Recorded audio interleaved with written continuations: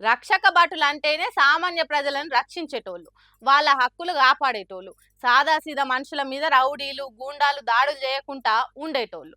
అంతేనా కాదా? కానీ కొంతమంది పోలీసులు పెద్దోళ్ళు చెప్పిండ్రని పేదోళ్ళను హింస పెడుతున్నారట. ఇగో గీ అన్నం చూడుండ్రి ఎట్లయిపోయిండో. అయ్యయ్యో, ఎట్లయిపోయిండో చూడుండ్రి మనిషి. కాళ్ళు గదలకుంటా నడవరాకుంటా ఒంట్ల సత్తువ లేకుంటా పానం ఉన్నదా లేదా అన్నట్టే అయిండు మనిషి. గంతగనం దాన్ని ఆడుతున్నావు, ఏమైందేవో అన్న, ఎందుకు ఇట్లా అయిపోయినావు?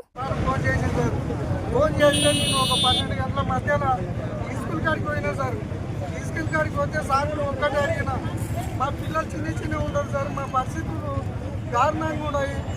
అమౌంట్ వాడి 9,500 రూపాయల అమౌంట్ వాడి కనీసం నెల రోజులు పైసలు ఇస్తలేదు సార్.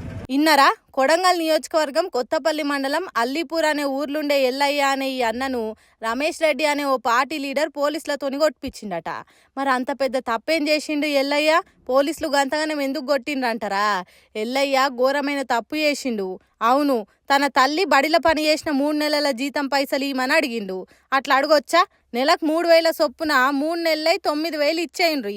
మా తల్లి పడ్డ కష్టాన్ని మీ దగ్గర ఎందుకు ఉంచుకుంటారని బడి పంతుల్లో అడిగిండట.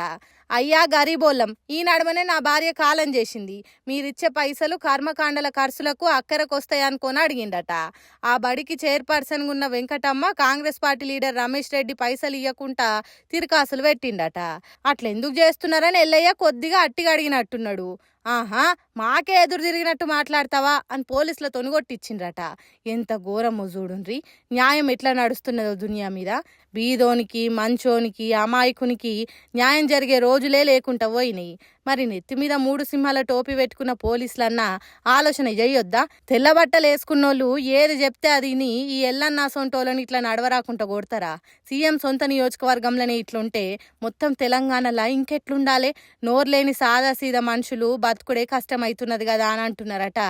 ఎల్లయ్యను పోలీసులు పెట్టిన బాధలు చూసినా అక్కడి జనాలు పాపం గదానుల్లా.